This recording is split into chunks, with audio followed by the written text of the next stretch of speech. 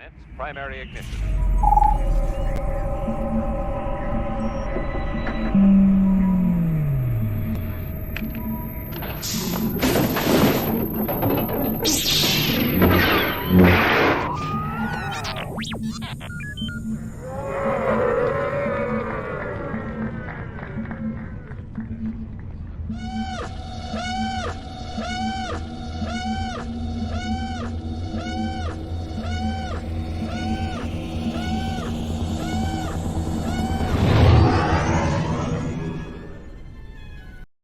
Hey, I'm actor Chris Bartlett from The Mandalorian, The Book of Boba Fett, and Obi-Wan Kenobi, and you're watching Virtual Cantina Network. And we're live. Hello there. Hello. Welcome, everybody, to Ahsoka Part 3. We are live, and we are almost halfway done with this series already, which is ridiculous, but exciting at the same time. I'm Spencer. I'm one of your hosts for the evening. Joining us, we have, first off, the governor. How are you, John? Doing great. Really looking forward to tonight's episode and sharing our thoughts and experiences with you. Yep. And we have Dave. How are you, sir? Hello there. I am And- doing well this evening. Wonderful. And Jeff, how are you, sir? Good. Just got back from celebrating a retirement of a colleague and had a nice set of tacos and a beer at the little brewery down the street. I'm good to go. Excelente. And joining us tonight is our very special guest. He is the program director of the Virtual Cantina Network, Mr. MVO Mark Von Ohlen. Mark, how are you? Spencer, thanks for having me. I totally remembered that I was going to be on tonight on Thursday. It didn't come as a complete surprise at all. Which, by the way, I did commit to doing it and then just fully forgot in the many things. But I'm thrilled to be here, and this is a fun one to talk about because it's very Clone Wars, isn't it? So here's a funny story about that. So I was watching your show, and Ash is like, and it's going to be a special guest. And you're like, wait, what? And I was in the other room, and I said, I screamed at the TV, you totally committed. And I grabbed my phone, and my wife was like, who are you talking to? I'm like, I'm talking to the TV. It's me all the time. I'm constantly yelling at inanimate objects. So, but yeah, no. As when Ashley was looking at me, like she thought I was doing a bit or something, and I was like, no, who's the guest? Like the strike is on. No one's coming to visit. Yeah, you It's look gotta be confused. another host. Genuinely confused for sure. Yeah. But then I remember I was talking to Spencer. We were talking about one of the things we loved doing throughout the summer of Snips was when the hosts got to visit other shows and hop around, and we want to keep that going. And during Ahsoka, we now have 2 new shows on the network. So I was like, we need to continue the sort of pollination of the host. So I was like, oh, well, I'll come over after the first episode because we just did our Rebels one on Monday about episodes 1 and 2. So I was like, you don't need me on the watch along for that. So I'll come to episode 3. Because we're going to stop. We're not really going to cover Ahsoka on a go forward for Rebels Revisited. It'll be more Right. back to business as usual starting next week. No, let's speak about the new shows. First and foremost, I want to give first props to the Jedi Archives crew for an incredible after show on Friday. They were quite energetic, a lot of fun. Very excited about their show this week. Please make sure to check it out. It does launch at 3 a.m. Pacific. Midnight Pacific, 3 a.m. Eastern, which totally threw me through a loop in the morning. I'm like, wait a minute, what? It's a Saturday morning show. Who are we kidding? Yeah. Saturday morning, wake up and enjoy your Star Wars. Yes. And also want to congratulate the Nerf Her Council on their first show on the network last night, which had a lot of viewership on multiple pages, and they were quite engaging and a lot of fun and pretty hilarious. Fit right into our shtick that we do here. But yeah, I mean, Dave, you were in the crowd for that as well. What was your thoughts? Oh, I loved it at all. I love the Nerf Herders. I've watched a lot of their shows. They're great. They have great takes on everything, kind of opinionated on Purgils and completely wrong about Die Hard. But, other than that, great show. I really thoroughly enjoyed it. I actually But, caught it on okay, my sorry. way to the Empire screening at the Chinese, so I was listening before I left, and I liked John kicking AJ out of the stream. That was so funny. No, Good thing I don't have that power. It would be like Ellen when she had that game show where the people Oh fell yeah, through. Like, yeah, Yeah. that would be me. Well, Kale McLeish is in the chat right now. Thank you very much. It says many of us migrated. The Nerf Herd Council definitely has its fans onto bigger recognition with you guys. Well, we're honored to have them on our channel. They fit right in. I've known John and AJ for a number of years since Chicago, and very excited about having this new show. It was a nice experiment for us because it was a known entity that we were bringing into us and fits right in. So I'm very happy. I'm very excited about their next show. So we are going to just give you guys a heads up. At the end of programming tonight, we are going to draw the winner of this incredible Funko Pop signed by Mr. Chris Bartlett, and also this nice little drawing they did of Zero on the nice. side. So please make sure that you wait until the end of the episode tonight. We are going to be watching part 3 of Ahsoka, which is great. Exactly. I dug Little that. late. Yeah. Great sound effect. Yes. But before we get into a bunch of other things, the Star Wars fandom world was rocked this morning with the announcement of the death of not only a prolific person in the Star Wars community and in the 501st, but also a great supporter of the Virtual Cantina in Marcus Doing. I was beyond shocked. Always loved seeing Marcus at Celebration. He was like, if you go on a Celebration, you always like, I hope I run into these people. Like you have a list of people like man, I hope I see this person. I hope, I want to see them again. He was religiously in my top 5. I'm just like, I'm in shock. The next person who, knew him, at least in passing, and knew him was, Mark. I mean, you said you woke up and your feed was like blown up as much as mine was. Yeah, it was really jarring and of course incredibly sad and just tragic. He's our age, you know. Yeah. And so I read these really beautiful, touching posts from all of his friends and all of the members of the 501st. Samantha Aileen, friend of the show, put up a very long tribute earlier this morning. I know she knew him very well. So even if you don't know Marcus necessarily, please go read what Samantha had written. I think you'll get a sense as to who he was. And as Spencer said, major player in the fandom and someone who brought a lot of joy to people. I remember his pink shorts cosplay, right? Because it's such like the boom mic guy, like that always made me like laugh, like, right? Because it's such a, like, that's when you know you're a deep cut Star Wars fan, when it's like, oh, we got the sound guy in the pink shorts like roaming around Celebration.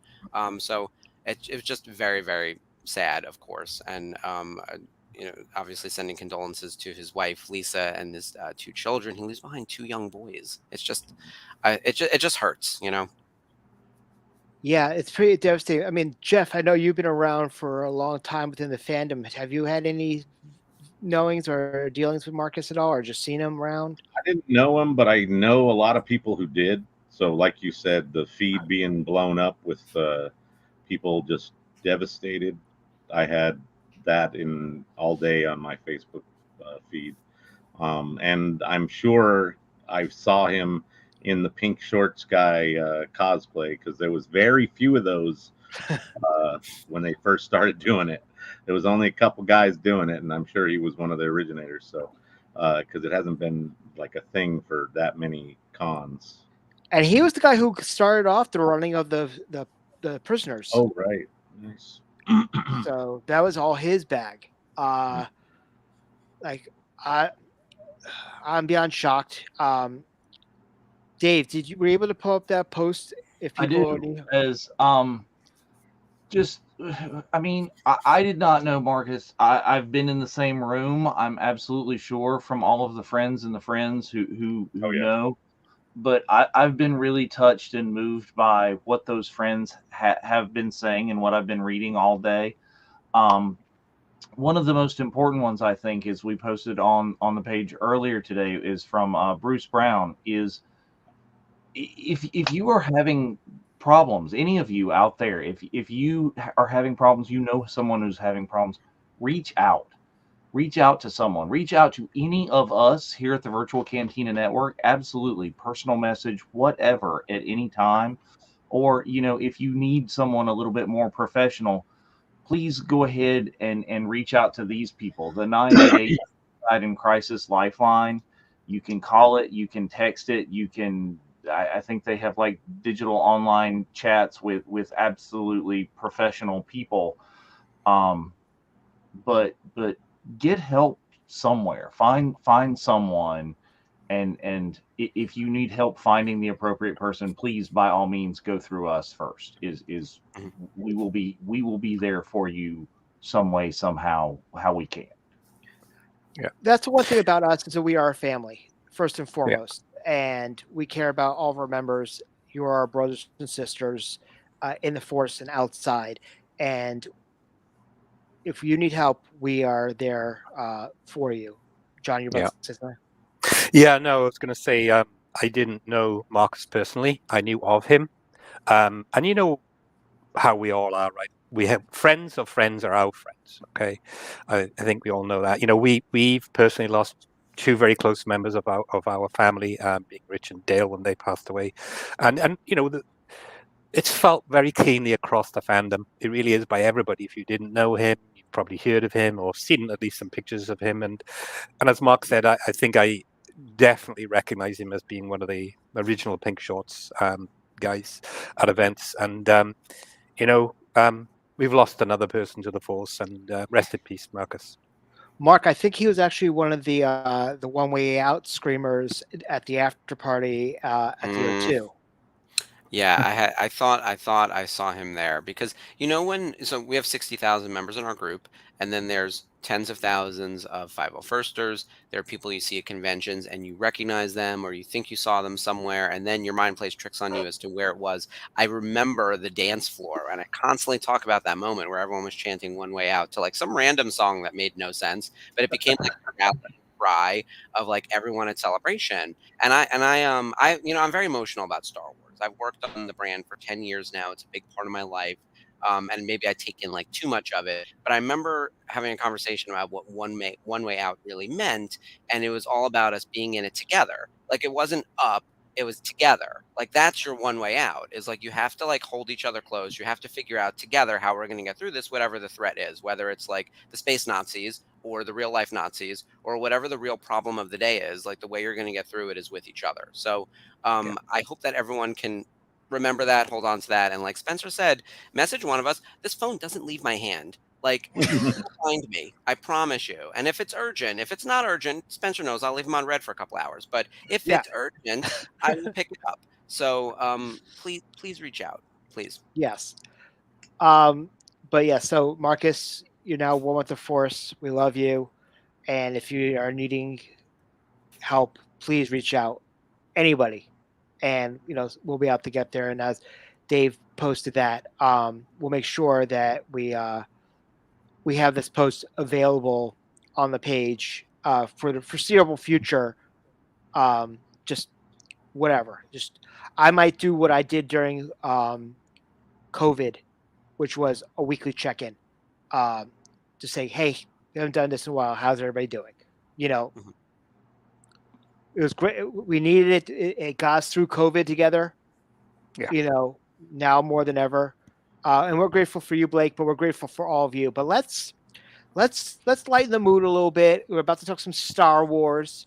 First and foremost, we got a lot of stuff happening up on the network. Dave, why don't you mention that?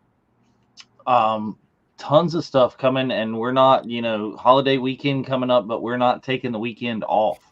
We've got plenty of content coming at you. Is tomorrow night or the middle of the night tomorrow, late. It's a weird drop, but you can stream it on demand all weekend long. Is going to be the Ahsoka after show. Is the guys from Jedi Archives are going to discuss and digest and just talk. Is like, I know you need to do it. That's kind of some of what we're doing here. That's a lot of what we're doing on the network. This Sunday, it's going to be a Jedi Archives Sunday. Those guys have got they're doing a new comic. I'm not exactly sure which one it is, but it's not the same series that they've been doing. They're busting out something new and showing that. And then, of course, on Monday, on your Labor Day, last night, Mark, Ashley, Jamie, and I recorded a episode of Rebels Revisited. So you're going to want to check that out. Mark, you want to reveal what the topic is on here? Oh boy. Well, given that she's such a prominent player in Star Wars at the moment, we decided to go back and do a Best of Sabine recap, all from Star Wars Rebels. So we're, my show's Rebels focused. So Ashley, Jamie, our guest host from Daughters of the Galaxy, and I, the three of us came up with our top 5 Sabine moments, and then we duked it out as to what we thought was right. And we talked a little bit about like the must-watch episodes for Sabine throughout the series. It's a really nice look back at like where she was, because now we're following her on this new mission in the Ahsoka show. So if you want to catch up on all things Sabine, Monday would be your moment. So with that in mind as well, I want to highlight a shirt that I'm wearing that unfortunately got taken down by TeePublic, but I am wearing our I Am No Jedi, which was Sabine's logo on there. But yes, we have our Daughters of the Galaxy collection right there with What Would Hera Do and Master, which you can find on our TeePublic store right now. A lot of great logos and a lot of shirts on there. I knew I should have bought it before it was going to get taken down.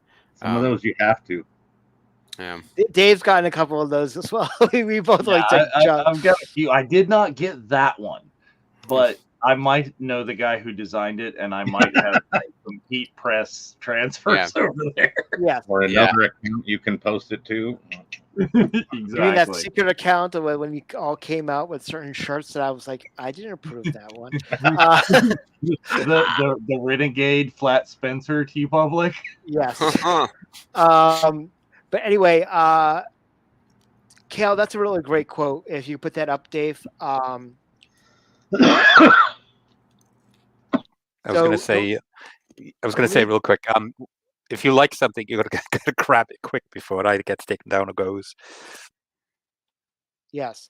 There was a great video of the lead singer of Disturbed who basically said, no one's alone.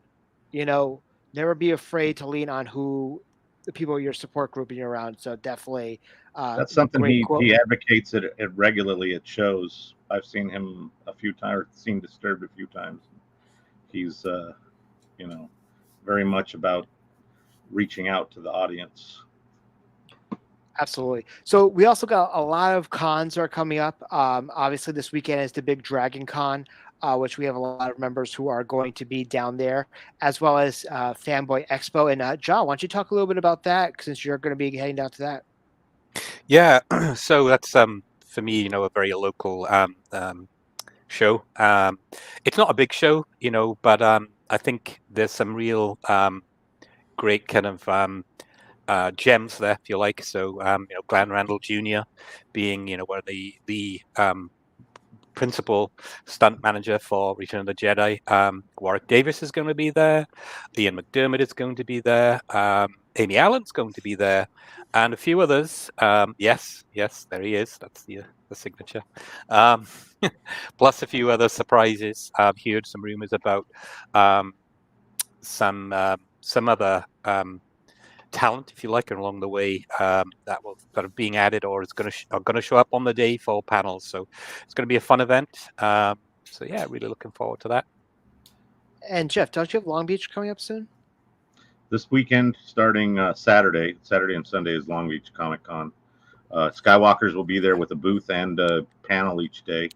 I'll be there likely Saturday. I have a 2-day pass, but I don't know if I'll make it both days. So I'll probably be there Saturday in a casual cosplay like Sith Show Bob.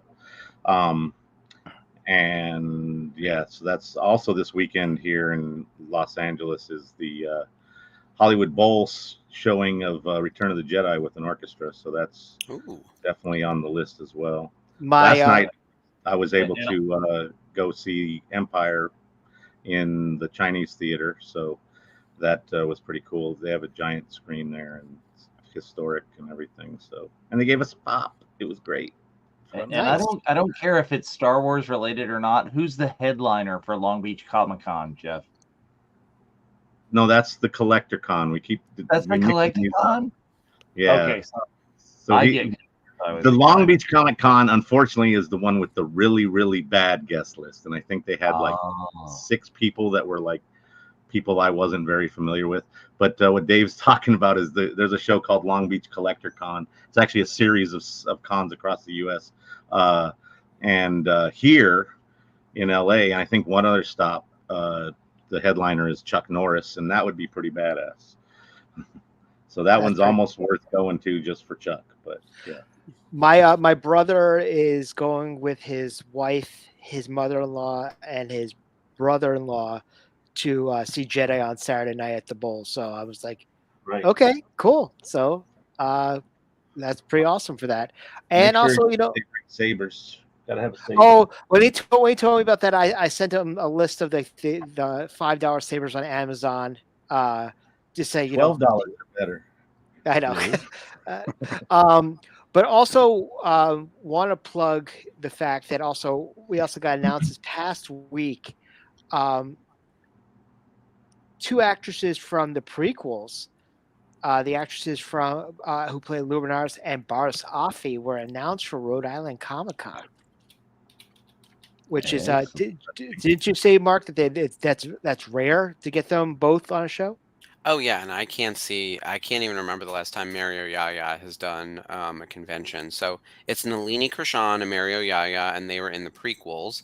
Nalini, I think, first appeared in Attack of the Clones, right? I think either one or both of them were at one of the first 3 celebrations, like second or third, in Indianapolis.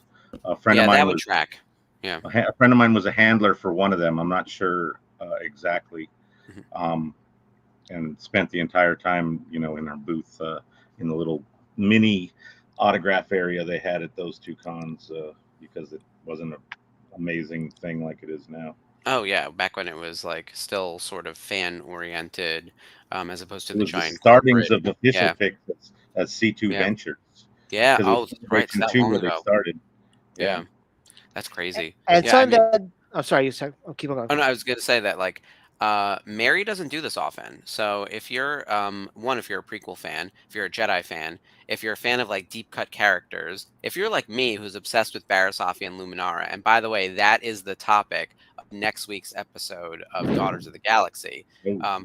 Though I will say the storylines are largely going to be around Clone Wars because unfortunately these women didn't get a lot of like agency dialogue storyline in the prequels. They're there and they look great and it's very cool that they're included. Their stories really come to life in the Clone Wars. So we're going to talk a lot about that. But this is a really rare opportunity. And obviously they're master and apprentice, which is a big theme of all things in Star Wars right now. You got to get a dual autograph. It's on my list already for Rhode Island. So they're on my autograph list for sure, Spencer. Oh, and Dave and I were talking about this earlier. There seem to be going on a trend with the Brat Pack because they now have Ali Sheedy and Molly Ringwald going to Rhode Island Comic Con this year. Really? Yes. Huh. That's so random. So totally get. There might be a postcard that some people got at Boonto, London. You could have them sign. But don't give us credit and run away after you do it because copyright IPO. Yes. See, there you go. Yeah. There you go, right there. Yeah. Look, Rhode Island Comic Con. I say it every time I'm on air. All 60,000 members need to come to Rhode Island Comic Con. If you're going to go to one show that is in Celebration, it is always a great time. It's basically our signature meetup. I mean, we had more people there at the Dave & Buster's in Rhode Island than I think anywhere other than Celebration, right? Yeah, pretty much. I mean, last year was big, and I anticipate this one bigger. I mean, Liberty in the chat right now is that she's planning to be there, and I know other members who are flying in for Rhode Island, and I've heard about our meetup. Do it. And you also never know who's going to show up at our meetup. Last year we had Antonio Vina, Little Andor, Casa come. So, and I've been in contact with a lot of people who are going to be there. Just tell them to come by. But anyway. We're about 3 minutes out, so please make sure you have your D+ machines all queued up to episode 3. And without going with spoilers about it, and we talked about this on Tuesday night, and even on the by the way, thank you to everybody who showed up in the support group afterwards, which was a lot of fun. Actually, it was a great conversation. We had a lot of people that I've never met before actually jump in on that one, which was great. All bets are off now. Yeah. Because the way we look at it is that the last thing we saw was Sabine going off with Ahsoka. So right there, everything we saw was pre-epilogue of Rebels. Everything we're seeing now is newish. I mean, I think that right now it's like, let's go. We're up to speed. We're where we should be. Yeah, literally. And that was another great title. You did there. It is. I have a lot of high hopes as well as some high expectations for this show, and I think episodes 1 and 2 did feel a lot like setup, and it also comes back to the prevailing thought of like, could this have been a movie? Because I think as we watch it in bits, people think those isolated chapters could feel like setup, as opposed to when you're in a movie, it's all headed for 2 hours of whatever, and there's always a build and a this and that, but like. I read a little bit of discourse online where they were like, we need you to pick up the pace. We want more things to happen. And I was like, a lot happened already, I thought. It's a small cast. There's like 7 people, but they're all delivering and they're doing a lot. Like Hera already arrested a bunch of people. The bad guys who, by the way, on the Nerf Herder Council, when they were referring to them as the highly agitated Force users, the Hafus, I was dying. I was like, that's spot on. They killed a whole bunch of people.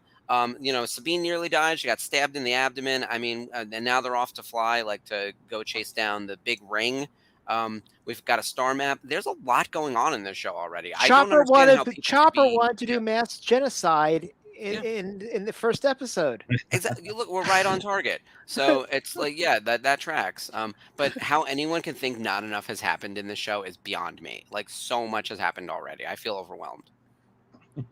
Yeah, I received saw a lot of comments about the personalities of the live action series that we're watching is slightly off with Rebels. Well, one thing personally I'll say is there's been a lot of time in between where people have matured, people have still grieving over the loss of others, and I think you have to bridge that gap in knowing where we left off to this series. So for me, that's a little harsh criticism, but I'm enjoying this series immensely. Me too. And I want to get this trending. And we need to make a hashtag of it. Your Merrick theory sucks. Just like your Snoke theory sucks, but your Merrick theory sucks has to be. And one of my favorite things was Shea Chuprek, who was the costume designer. As soon as they showed the Black series, she went ham about Merrick, saying there's no red on his costume. Why the hell does the Black series have red on it? Which I thought that was actually pretty hilarious. But yeah, we got a great lineup of Pulse. I mean, we got the Sabine helmet already. Thank you. But yeah, the Sabine helmet was already announced, as well as some Black series. And I saw that. Yeah, it looks really good. Which a lot of nice place there to sign if that's your thing. And also, we are currently sitting at 12,252 backers. We need another 5 to get the entire Ghost crew. So you got another week. So if you're thinking about doing it, it's not looking great. Yeah. But you never know. I've been telling everybody I thought we weren't going to get the releases for the HasLab G.I. Joe Dragonfly, and there were probably 5,000 in the last 3 days. Really? Yes. The Dragonfly, like the middle tier, the middle unlock was less than stellar for a lot of people. I enjoyed it myself. I think the FOMO's going to kick in at some point. It has Is- to. is- Yeah. You know, and Yes. I get paid tomorrow, so Yeah, I told you the day it went up, my husband texted me and said, "Oh, you're allowed to buy that," and I was like, "Thanks." I was going to anyway, but also, yeah, he was like, "We'll find space," and I was like, "Yeah, we'll move you out if we have to. It's not going to be a problem." I actually want to get are a you gonna new make it coffee your table. coffee table like Ashley is?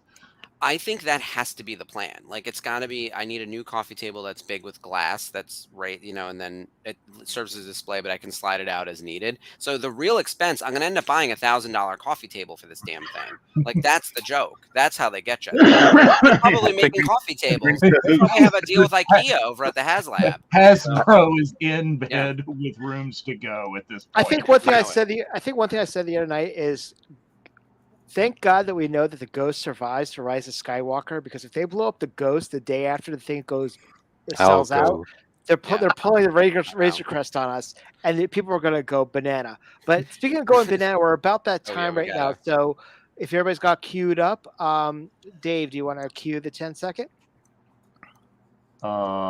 Sure. Or Jeff, or whoever. All right, I got it. I'm ready. Cool.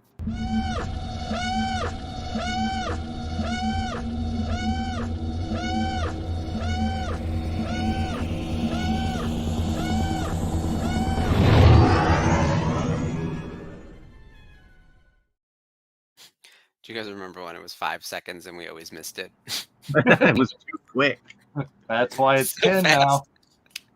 And 10 is still kind of quick. I have it ready, so it's always open before we start. I just have to press the button. But As then long as you're not just sometimes looking at the wheels spin. animation, Yeah. mesmerized by that sound. It's like, So I love the fact that also the Nerfers last night picked up on the fact that scene in the catacombs was straight out of Fifth Element. Oh yeah.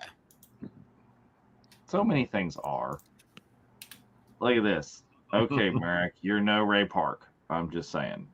You look just like Snake Eyes, but we're not skipping the intro. And yes, Ahsoka found the golden snitch. 150 points to Gryffindor.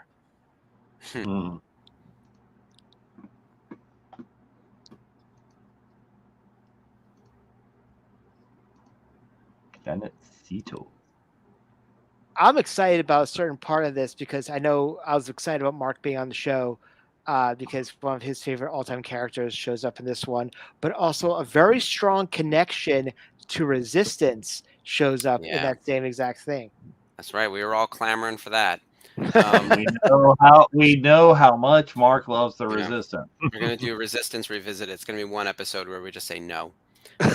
Click. Yeah.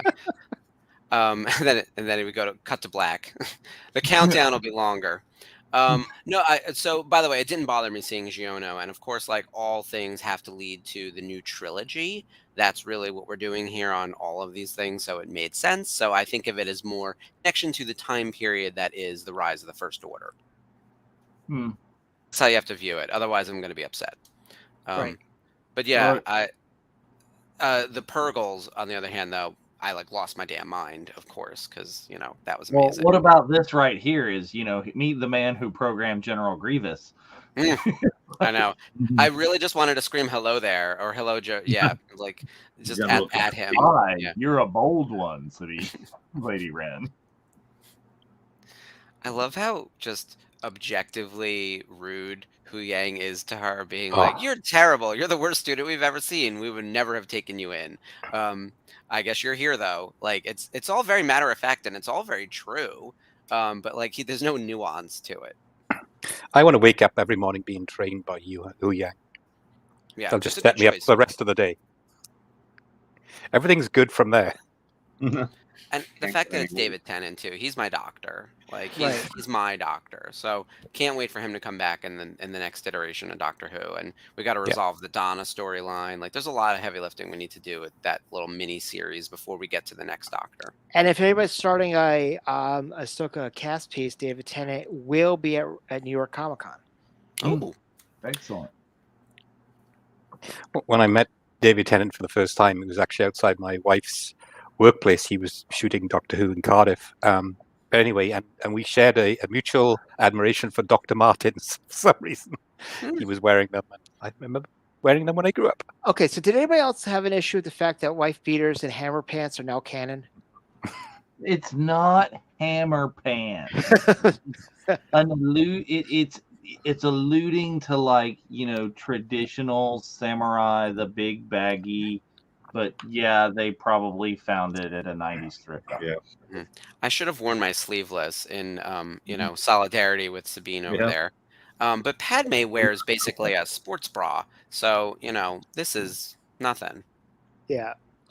But the one thing we talked about this the other night is on the circle on the ground. It reminded me very much, if you saw the movie Mask of Zorro with Anthony Hopkins and Antonio Banderas, the circle where they were training in, very much like, a fencing kind of thing. Okay. This callback to New Hope was awesome. I think it would have been slightly cooler if they had a helmet that was more similar. But yes, is I like the concept. I wish it had been like the same kind of helmet that they had on there, and it's just like, oh, it's blatantly like the same helmet Luke wears. Well, that's kind of interesting also that if you go into the closet, you see the training balls, you see more helmets, but the fact that she says, there's a blast shield down, I can't see. And I was like, okay, like. Yeah, I mean, I was slightly disappointed in the wooden boken, however you pronounce it. It's like, this was a little too earth for me. I wish they had some other kind of fancy Star Warsy training sabers. Mm-hmm. Yeah, we saw it in Rebels. You can twist your lightsaber to be in training mode, and then it just stuns, kind of like a blaster. So they could have done that. Was it budget? Was it that they wanted this to feel very, I don't know, old timey?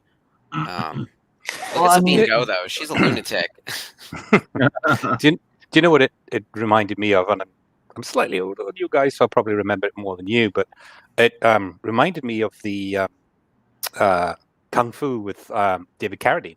When harking back to the days of bamboos, training with bamboo sticks. Very basic. Or what do we talk about Tales of the Jedi? This is Ahsoka being trained by Anakin, if you remember, when she was being surrounded and closed off. Yep. This isn't nearly as intense that was borderline cruel what he was doing. Yeah.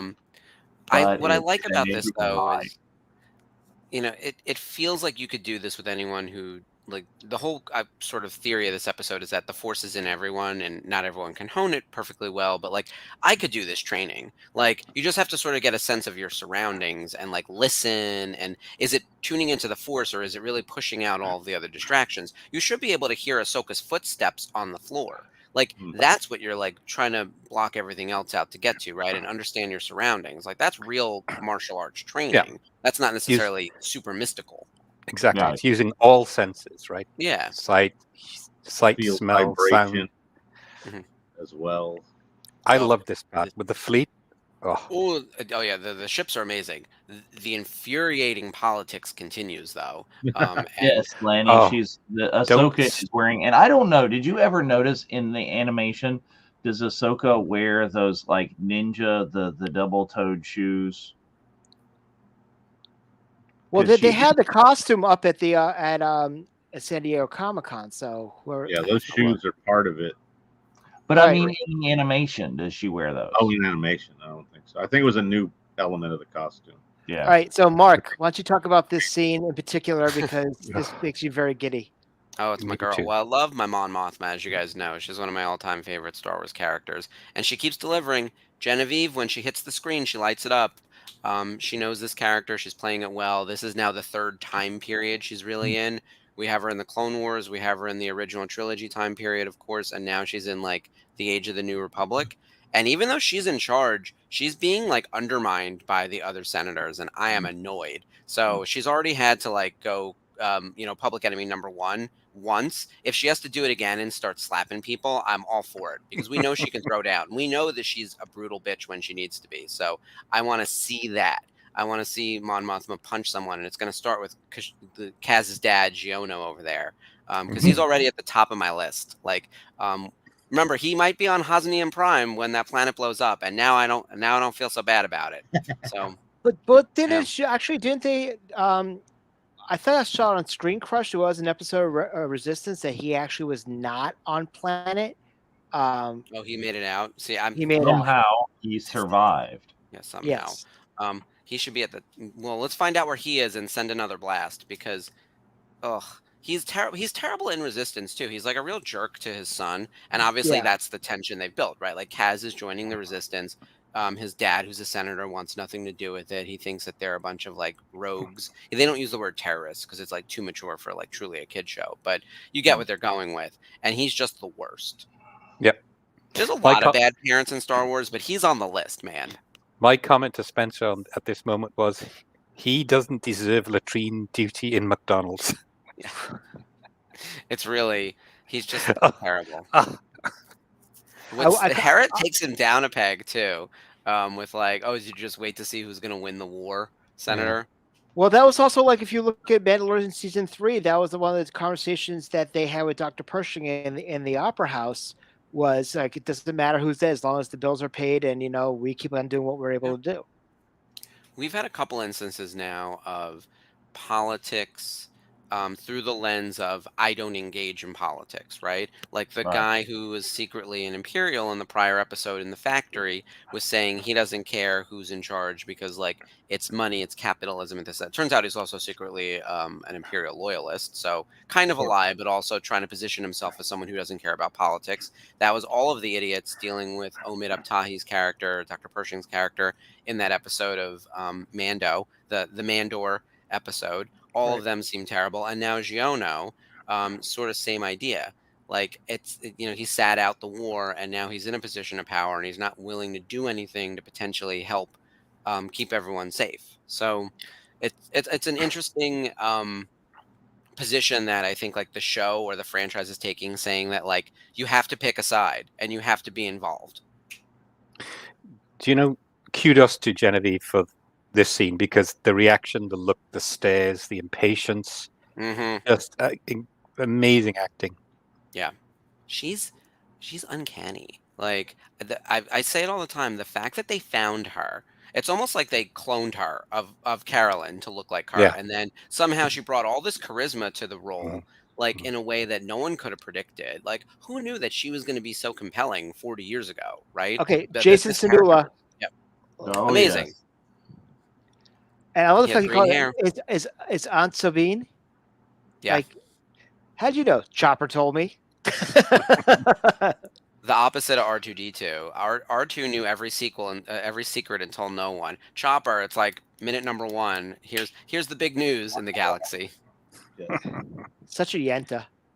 Jason looked good. The green hair was good. He's got a little pauldron like Dad. The outfit is very cute. I can imagine a lot of Star Wars parents right now are trying to figure out how to get their kids in that outfit. I think it's a good look. I just hate having like kids in the show because we can't do anything with them. Like, I would like for him to be a teenager. Like, that's an exciting time. Like when Ezra and Sabine were on Rebels, you could really do things with those characters. We all saw the difference between episode 1 and episodes 2 or 3, right? Like in the prequels. Like in episode 1, like if you have to hang everything on a kid, it's really challenging. You could do stuff. He could like take up pod racing or something. You could try spinning. That's a good trick. So this scene, I draw parallels amazingly between Sabine and Ahsoka and Luke and Yoda, because she's saying, expedite my training. And Luke, if you remember, Dagobah said, we're wasting our time. Why am I lifting rocks and running around a swamp? I just want to get to the real stuff. Yeah, it's being focused on the solution or the outcome, but not the journey to get there. So you're losing all the learning. It's a process. You have to go through the process. Don't be too impatient. Learn patience. Well, that was the funny thing. Like, if you want to go back into, Force Awakens, or in Last Jedi, when Snoke says to Kylo, he's like, you were bested by a girl who's never picked up a lightsaber. Like, you shouldn't have. Like, you've been training your entire life. Right. He was injured. He got shot. And Rey is super powerful in the Force, as it turns out. I don't think that Sabine, by the way, has like even one midichlorian. If we're gonna start, if there's like a scale and like Anakin Skywalker is 100 and maybe Yoda is like I don't know, a 90, and then all the other Jedi are well above like 50, and everyone else is like 0 to 20, like Sabine might be at a 20. You know what I mean? Like she might be on the high end of humans who aren't really like, it's below a level of being capable of really tapping into the Force without trying the way the Jedis do, right? But the thought now is that even if you have but one midichlorian, you might be able to move that cup if you really, really, really, really practice. That seems insane to me. I don't love it. I think we're gonna see that she unlocks a lot more. That she's being held back. She's being restrained by her circumstances and her upbringing and or whatever. But I think it's going to unleash, and you're going to see way more than that. So but I'm kind of worried about, if you take the parallel to the movie The Matrix, of when after Neo is shot a million times and he gets up and he goes no and pauses the other bullets, and Morpheus is like, I was right. Like, he finally gets it. I'm worried that that's going to have that kind of click. Well, it's the kind of like, I like the where you're going with that. It's like, well, did you tell Neo the one? It's like, I told him what he needed to hear, and you didn't need to hear that at this point. You needed to know. Right. It's like she even the thing that Hu Yang is telling her she's like the lousiest Jedi or whatever. Is that might be a strategy. Yeah, to be like, look, set expectations. She's Mandalorian. How do we get her to unlock the Force? We piss her off. Well, I was going to say, do you think her pathway to unlocking the Force, and this happened with Ezra a couple times, tapping into the dark side a little bit, and she did it in her training a little where she was able to, and then Sabine was like, anger will get you so far and then it'll make you unbalanced. But it might be a moment like, she gets super emotional when she's training with the Darksaber in Rebels, and like when she's the catharsis, the unleashing of all of that when she's training with Kanan, and she starts getting really good with it. And it wasn't clear in that moment whether it was like Force or just her getting better because she was releasing all of this anger. But that could be a way. Either way, I don't want to see her start doing like Jedi jumps and Force pushes and that kind of stuff. I want it to be like handled very close, like just very, very little. Well, I mean, she's still like throughout, and I know it was animation, but throughout Rebels, it's like she and Ezra are doing like, Jedi parkour. Yeah. Oh, they all do. It's stupid. We joke about that actually on Rebels Revisited quite a bit, being like, there's Sabine doing another Jedi jump, and she lands on her feet all the time. She has never broken a single bone. That girl. Yeah. You could be right, Mark. This. Here we go. I wouldn't say the theme of this entire series, but one of the strong themes could be the progression of Sabine, through to becoming, mastering it. Yeah. All right. I'm going to open it up because it's on screen now, and I'm going to open up the what's all over the internet webs. Who's Mara? What are we thinking? What are our bets? All right, so Kitster. Let's go around. I said Kitster, exactly. No, but the fact that he in the second he's gonna say, "As you wish," and I'm like, okay, Vader. Harry Elways. Yep, he's telling her that Shin Hati that he loves Mark is the Dread Pirate Roberts. Yes. Did you guys read the actual official biography on StarWars.com on the databank?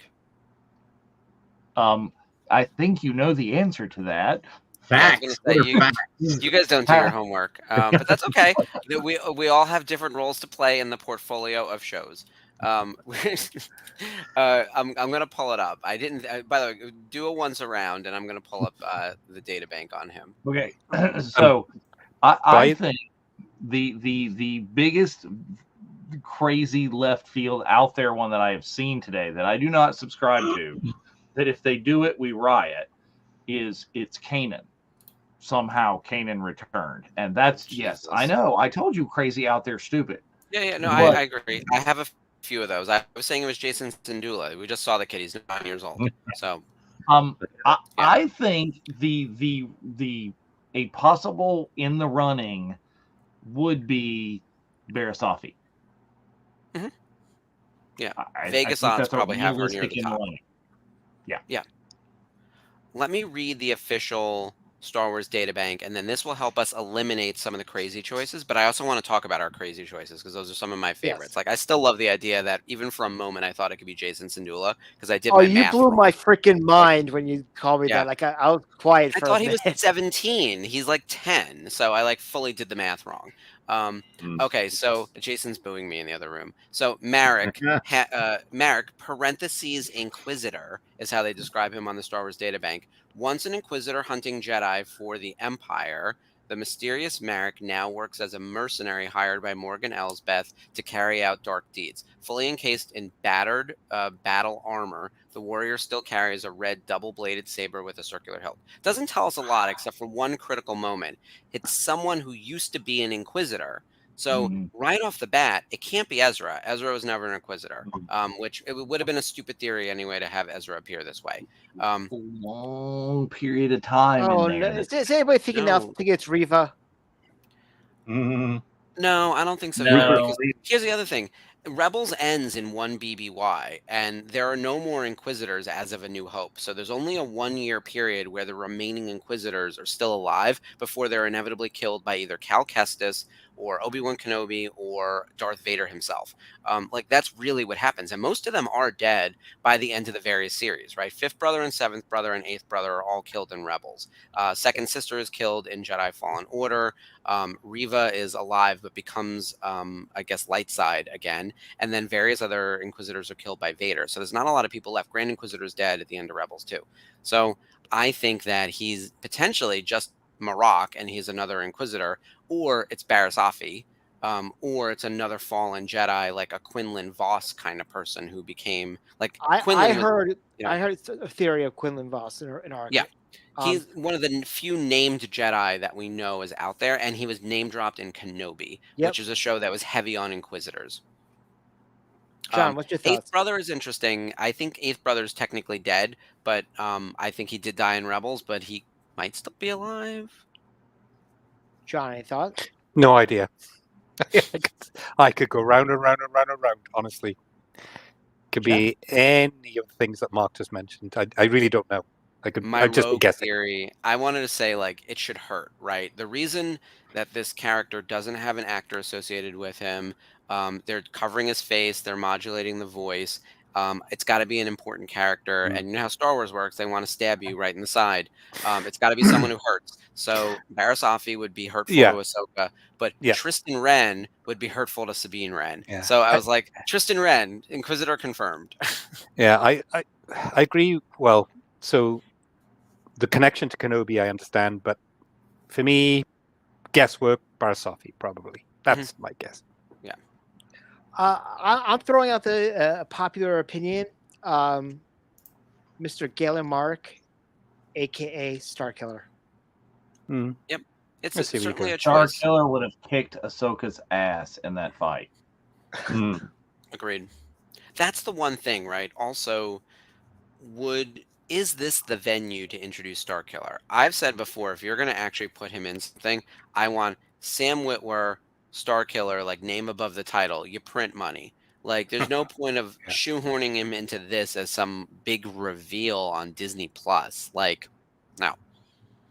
But he should be on the list. Ezra, Starkiller, Barasafi. Who else do we know that's even alive that could have been an Inquisitor? Like, we're really running out of candidates.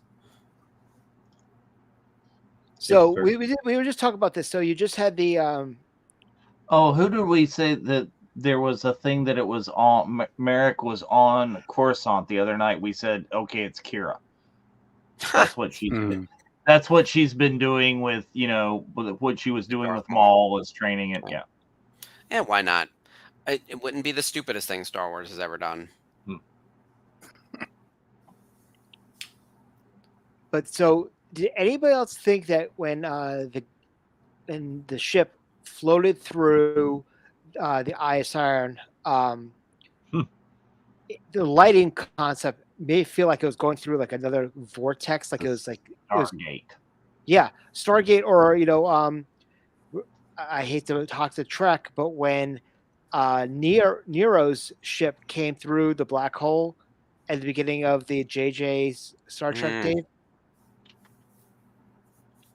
Okay, so nice little nod here to Ahsoka in the Clone Wars, walking on the hull of the ship with her magnet boots. I'd still say the suit looks like Dragon Ball Z. She's Vegeta.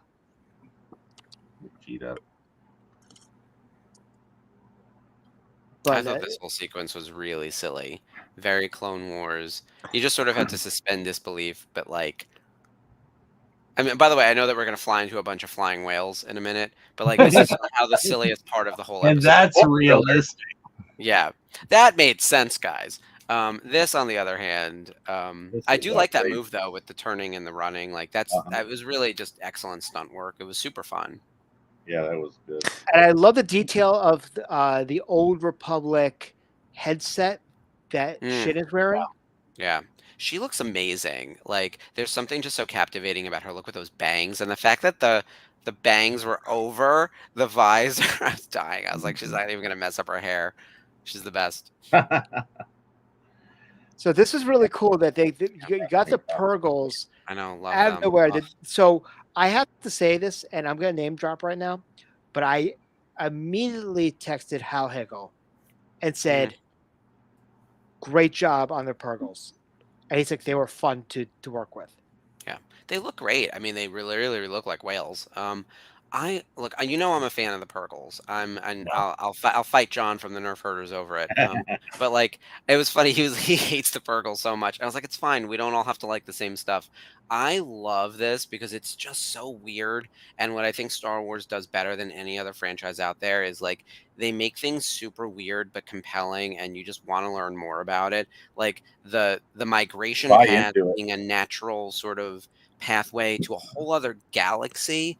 It's just like weirdly stupid, and yet I love it.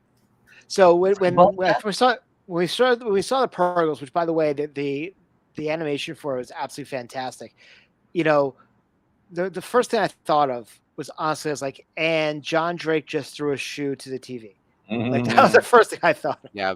Well, when he said "Who throws a shoe," I was like, oh my god, we all do share a collective brain. Like, it's wild that like immediately Austin Powers came into my head. That's exactly. Yeah. Look at that. You see it under the bangs. Under the bangs. I love this girl. I gotta meet her at convention just to ask her about that wig. Yeah. Well, I think the space whales and traveling through the hyperspace lanes is, I mean, it's something they could do a lot with. In the High Republic, they call the Nile are navigating the space lanes, and they call it the paths. They don't call it like space lanes or whatever.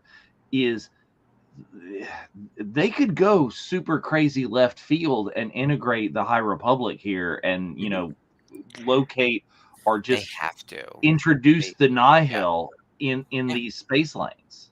You're not the first person to mention the Nile either. Like, that's if you also saw that they updated the timeline again the other day, and they added above the High Republic, the Old Republic. They're making that canon. Oh, good. I thought that was already there, so great. I lose track. The timeline keeps expanding. What's funny, though, is they had to break the Skywalker section into Reign of the Empire and Age of the Rebellion because there's so much crammed into those damn 20 years. Like, it's insanity how much happens during that time period. Like, every show or movie is in that zone. But it's good that we're getting more layers to the time frame. So this is the issue that I had in Phantom Menace, which was that in a clearing of trees, they found the perfect spot to land the ship and doesn't destroy anything. Fits Yeah. perfectly. Like they done Naboo. Doesn't bother me. There's a lot to wonder about. The clearing. I don't understand how these two can't find them. There should be easy tracking for metal. Like, never mind Or life like form. infrared. They're Yeah. sitting on a bunch of really hot engines. Yeah. This should not be this challenging. Also, like, Ahsoka and Sabine should not have escaped. It's kind of silly just how bad the villains were at pursuing them. Like, it's not terrific. I do wonder though, now that Hugh Yang has collected all that data, if they can transmit all that info back to Hera and to Genevieve, to Mon Mothma. Will they then get some support next week showing up? But I don't think it's going to work, because like the ring obviously has to work, right? Like, we've got to get the hyperspace ring, the giant ring, to go wherever it needs to go, or to bring like Thrawn and everyone back. We know that's going to happen. So it's going to fail, but I'm wondering, like, when will the New Republic pick up on this, and will it be too late? Probably. So do you think that they're using that as almost like a ring to catch a Purgil to drag them, or do you think that they're going to follow the Purgil in the hyperspace lane and maybe bring back the Chimera? I think that something of this size is, according to Hu Yang, right? He says that something of that size will get you big distance. I think they're taking their little ship that they're on, and going the distance to Thrawn. They're not Right. bringing him back yet. I think they have to go there first and then come back. It's not a gate. It's literally like the O-ring that the Jedi used to use on their individual flyers, right? Yeah, it's jumping galaxies basically, Yeah. rather than jumping to another planet or another system. One comment I made last night was that I'm excited about potentially seeing another galaxy that has no Skywalkers. So Yeah, I think we all are. I will say, even though this is set in the Skywalker time period, technically, and Luke's out there, and he's sort of the Mac Daddy of the Jedi at the moment, and Ahsoka's the Padawan of Anakin, it doesn't at all feel like a Skywalker story, which is nice. Like, it feels like it's to the left of it, and in theory, Luke could pop in. I mean, we know that Ahsoka and Luke hung out in the Book of Boba Fett just recently, but like, I don't think we're gonna see him or Leia or Han or any of them. Like, and I love that. I love that for us. This was the definition of it Right. ended too soon. Yeah. yes. Mhm. Well, This episode is super short. Well, first and foremost, I mean- want to give props to Steph Green because she's done 2 episodes that have been actually really, really good episodes. Kylo at this time, he's about, I would say, close to 10 years old. He's Yeah. 10, he's same age as Jason. Would he be? I thought that no, he can't be, because Leia and Han don't have their kid until after Battle of Endor, and Hera Right. would have been pregnant in like 1 BBY. So Right. he should be younger, like a lot younger than Jason. So he'd be like 5? Yeah, and if he was like 10-ish, he would already be going to Luke's Jedi Temple, which is just being established. Right. Did anybody But see then the again, we don't know how long Luke's Jedi Temple lasted for. So right? Did anybody see the graphics that someone took all the slides and put together the entire Mhm. like space map? Oh, the translations too. New Yeah. Rockstars translated all of the locations. That was interesting. Lethal's on there, and a bunch of other familiar places. Yeah, there's so much wraparound content for Ahsoka. Obviously, ours is the best. But no, in all seriousness, like Screen Crush, New Rockstars, they have really good breakdowns with Easter eggs and translations of stuff like this, and really digging deep. We're all a bunch of Star Wars nerds, so I don't think that it's as beneficial for us. Like, I watch a lot of that stuff, and I was like, oh, I knew that, or I missed that one little thing. Like, 80% of it is probably known to us on this call. If you're a more casual fan, or maybe you didn't watch Rebels or you haven't rewatched recently, it's always helpful when they were like, "Oh, that's Clancy Brown. He plays Ryder Azadi," and I'm like, I'm aware, but also I'm excited. But like, someone else might not have realized that. But I certainly couldn't translate this. I can't read Arabesh, and these are not. That's not even that. It's different runes. And he did the translations. This was absolutely fantastic. I love this. So we'll pause on the different names so we could talk about that when we get to the first.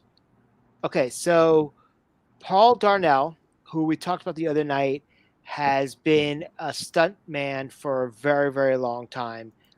Did a lot of video games, did a lot of different projects, which was great. Didn't recognize the other actors, but it was nice to see who's actually the body double for Mark. His But then- credit is upgraded too because he was in the stunt list in episodes 1 and 2, but he gets the featuring here, which is really fantastic. By the way, shout out to Nelson Lee. I already hate you and your character. I mean, like, good job, because I immediately hated Senator Giotto. So you delivered, man. So congrats to Nelson.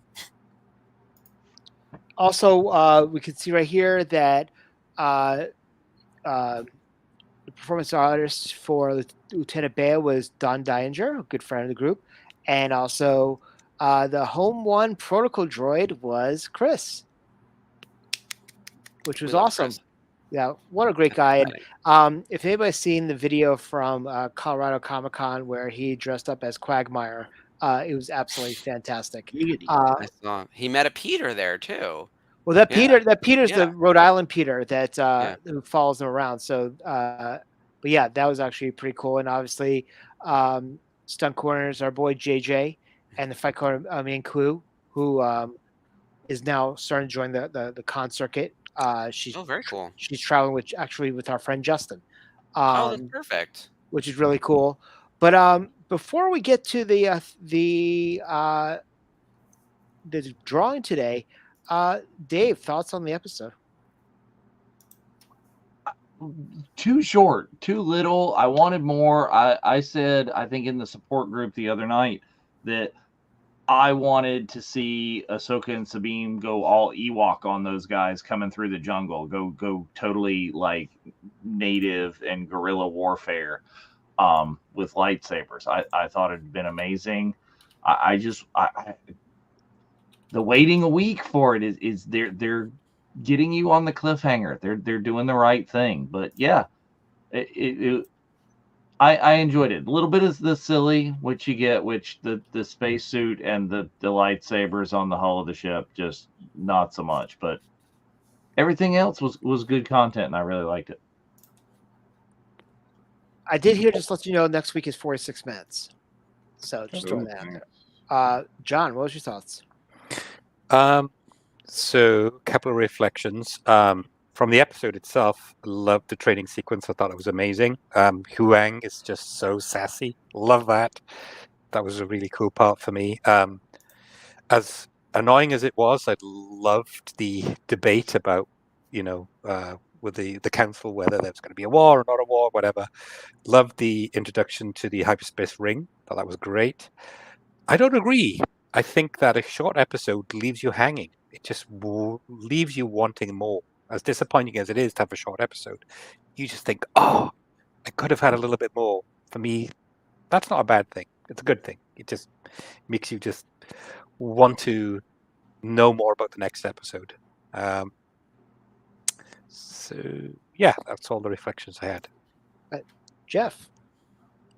Yeah, I think they could leave you wanting more even if the episode was longer. Yeah.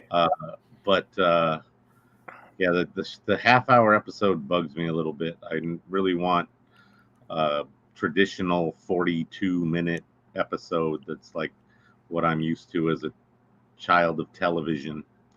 And they introduced some really cool, fun stuff in here. I really like the drawings at the end that are in the star map of the Purgils. I don't know if they showed that in previous episodes, but the like hieroglyphs of the Purgils in the credits at the end was very cool. Isn't that what's on Sabine's pauldron now? Yes. Yeah, Yeah. she's got a Purgil on there. Yeah. Which she added, that was in the epilogue as well. Yeah. But definitely left me wanting more. It's just I wish there was a little bit longer episode. Yep. Agreed. Mark. Yeah, I loved it. I thought it was a lot of fun. It did feel like a serial kind of thing, sort of almost throwback to like Clone Wars era Star Wars. Sort of a mission heading out in the Starfighter, and then you get into a dogfight kind of thing. So it felt very Clone Wars, felt very Filoni. I loved the Purgle stuff. I thought they were super well done. The scope and scale of them are gigantic. Even it felt you could feel it more than in the animation. And you know how I am. Like I usually prefer animation to live action. I thought in this case the live action Purgles rivaled the animated Purgles and actually gave us scope and scale with the characters a little better than the animation even did. So that was cool to see. And I love where we're going with the gateway looking ring. I feel like we have it's somehow a MacGuffin and a destination all at the same time, and we know where we're headed next, right? At next episode, we're gonna have to see Ahsoka fight Balin at the star map, and they're probably gonna activate it, and they're gonna head toward Thrawn, and we're gonna be in a whole new galaxy. Like that's all very exciting to me. That we're gonna be in a whole new galaxy. We're going to find our way to Thrawn eventually. We're going to find out what happened to Ezra. Like there's still all these great unanswered questions, but I just had a lot of fun with this episode. I agree. I enjoyed it. I am so loving Star Wars again. I mean, not that I never not loved Star Wars, but I thought season 3 of Mando left a lot to be desired for me. But I felt like this has felt like Star Wars, and it's honestly for me like the transition from animation to live action in my opinion has been seamless. Like I didn't feel like I was watching an animation show or a live action show. I was watching Star Wars. Like it didn't feel like the medium even changed the mentality. It feels like Rebels season 5 for me. Yeah, easily seamlessly. Yeah. So that's what probably some of the stuff that's been going, and Ashley just commented to that right now. So I'm excited to see what's going to happen. Obviously, I want to see who Merrick is. I want to see Lars already. Like I really want to see Lars. I want to see Thrawn. I know that Timothy Zahn is going to be at Dragon Con this weekend, and he's probably giddy. Excited about that. One quick thing, and I just want to say before we do the thing, the update. I mean, of the raffle is I saw it online, but I got a text message just now from DJ Elliott, and he set up a GoFundMe for Lisa Dorings and the family, which I will post on the page following the show tonight. We don't typically do GoFundMes unless it's something very important to the family and to the group. And I absolutely agree with with this. I know a lot of other people who would love to do that. So if you're able to, anything helps. I'll post it up afterwards. But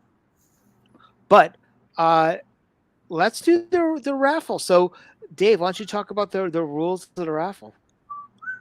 Okay, so bear with us when we're doing the raffle because we've never attempted to do this on the StreamYard before. We have gone and Spencer posted, I don't know, what was it? Well, it was a week ago? Yeah, a week ago. Yeah. On the page, instructions on how you'd enter. And if you haven't entered already, too late because I already put all the things. So we've taken all of those entries that did everything correctly, and we've put them on our own Virtual Cantina Network spinny wheel. So we've got the big old wheel, and we're going to spin it. What'd you say, Spencer? We're going to spin it 3 times? 3 times. So the third time is going to be the winner of the incredible Funko Pop signed and designed by Mr. Chris Bartlett. And a lot of us have skin in the game because Spencer was really nice this time and said hosts are eligible. So I think all of us on here are in. How do you want to do the page setup, Dave?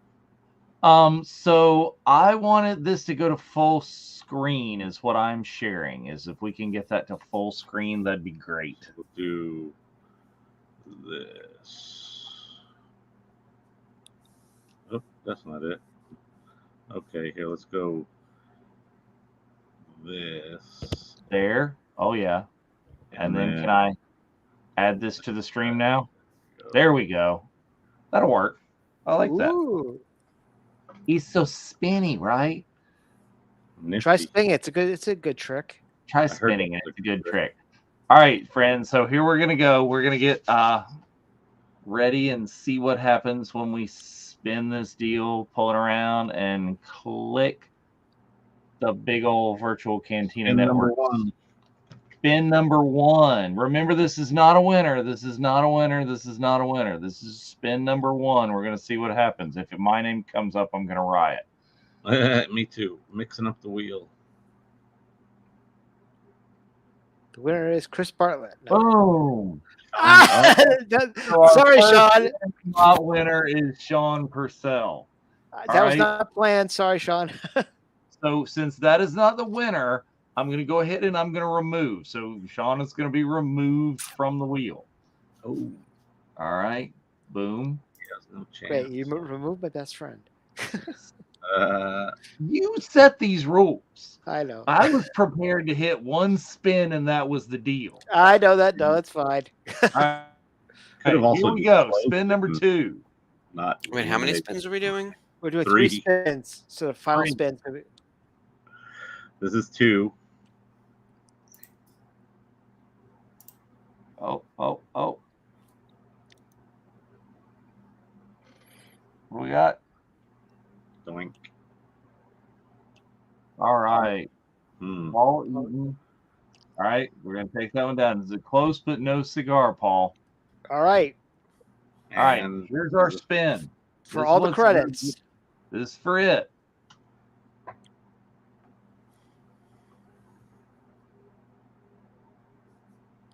I was sitting here trying to read the little bitty teeny tiny little names.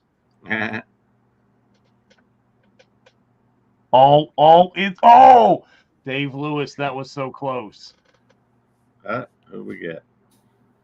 Chad Stimson. This is well, congratulations, Chad. I will reach out to you. I will be doing a post later this evening and get your address and have this shipped out to you. But congratulations. And thank you very much for everybody who put your name on. We had over 100 names for this. So appreciate that. And I think this was a great way to do the raffles. And I think this is how we're going to do it in the future. So I'm excited about that. And thank you very much, everybody, for joining us tonight. We had a good 15 to 16 people throughout the entire VCN land tonight, which was very nice to have this kind of group. But yeah, so next week we got another episode of Ahsoka. And I also want to plug that we're going to have another special guest join us next week. We have our resident Cookopedia joining next week, Catherine Cook. Very nice. My co-host from the Unifying Board. She's going to bring all the facts and school you boys. Oh, completely and totally. Yeah. Welcome to my life. That is how I sit back in Unifying Board. Yeah. I know between her and Gio, you are outnumbered over there, Dave. It is, yeah. Yeah, and I want to give a quick props and congratulations to the first show on the network, Unifying Force, hitting 50 episodes. So incredible job. Fantastic. It was originally built as a vehicle for Kat and Gio because in our happy hours, they would combat left and right. And I was like, they should just do a point counterpoint. This would be awesome. So really congratulations. It's been really awesome. Also, don't forget, we are gearing up for the Family Vacation 2 happening next year with tickets going on sale December 1st. A lot of great plans. I mean, it's mind-boggling what we're working on to get done for this trip. It's going to be a not miss. And we have events for public and private events as well. So if you can't get a ticket, but you're in the greater California area or want to fly in for one of our Bunta E special editions, trust me, both of them are going to be pretty fantastic. It's going to be something that you're going to absolutely love. And they're themed. So keep that in mind from there. Before we close out, anything like that, Dave, anything you want to plug? They're stinky themed. The Stinky more you theme. know. Oh, just watch some of our new shows. Okay. The Ahsoka after show from last week. Yeah, that's great. Really They do a great job. Check that out. And I didn't get quite that far. Is on Labor Day we've got Rebels Revisited. It's a great show that was taped last night. But Tuesday nights is now, since Ahsoka drops in essentially kind of like a prime time in the US, is we're running happy hour. Happy hour is going to be our usual time from 7 Eastern. We get off a little bit before Ahsoka starts. We all kind of go and look at our own devices and watch the episode. But then we've got the Ahsoka support group afterwards. Is we all just kind of come back and just collectively all together go like, holy shit. And then have an hour or so, or however much time you want to spend with us, talking about what went down. And we'd love to see people out, and you can get the chance to come in and just interact in real time on the Zoom on that. So please join us. Absolutely. John, anything before we close out? Yeah, a couple of things real quick. So having been on, a family weekend event with a lot of the people here, please, if you're considering it, do it, commit to it. You won't regret it. It'll be an amazing time. But aside from that, I'm just very grateful to spend, a short amount of time with everybody here. I love you guys. You're a part of my family. And, on a very sad day, let's look after each other. Let's support each other and, check in on each other. And, we will see you probably in the next couple of weeks. Absolutely. Jeff. Look forward to more surprises in the future episodes of Ahsoka. And, it's fun so far, so let's keep that up. And Mark, thank you so much for joining us tonight. I hope you had a lot of fun. This is a great episode to be a part of. Just want to build on what John said. Ashley and Jamie and I mention this all the time in Rebels Revisited, that we're all each other's chosen family. And I feel that way, of course, all of you guys here on the board, everyone in the other shows, all 60,000 of our members. This has been a real treat for me for the past year and a half to be on the network and hanging out with you guys, popping in to shows, to guest, to do things like this, to have my own show on Mondays, to be a part of the other stuff happening, just to be on the Facebook page and see everyone's going to conventions and hanging out with each other and meeting everyone in California and spending Celebration with you guys. This group means a lot to me, and so I hope everyone takes that in with them and knows that we're out here to hang out, and we want to hear what you have to say, and we want to be a part of your lives the same way that you want to be a part of ours. And if you do need anything, please do reach out. There's a reason the group is beyond just loving Star Wars. We're also here to form friendships and relationships with each other. And I feel like I've really gotten that from this group in the past 2 years. And so I think about this all the time, and I want my favorite awesome memories of London was us in our section at the after party at the O2. That Yeah. we literally had a whole section with just VCN people. Oh my God, that's a wild party. Yeah, but still, that's what we love to Yeah. do. Is that we're together. We go to events together. We go to different cons together. We go to concerts and movies and whatever. This is our life support group, if you want to call it, not just Star Wars support group or Ahsoka support group. We're here for all of you guys. Yeah. We started the VCN in the middle of a pandemic, and we were all each other had for a very, very long time, and we're still there for you. Yep. So if you're having issues, or if you need someone to talk to about anything, first off, reach out to any one of us, but also text 988 call 988. Get the help that you need. We don't want to hear about another fallen brother or sister. Marcus was a pillar in the fandom, and it affects all of us, from people involved with Lucasfilm all the way down. It trickles down. That's how much he's done and been involved in with the fandom. So much love to all of you. Be nice to each other. Be kind. We're watching some great Star Wars, and this is a time to be a fan. It's a great time to be a fan. So, from Dave, Jeff, John, Mark, and I, Spencer, may the force be with you. The force be with you. May the force be with you. I'm no Jedi.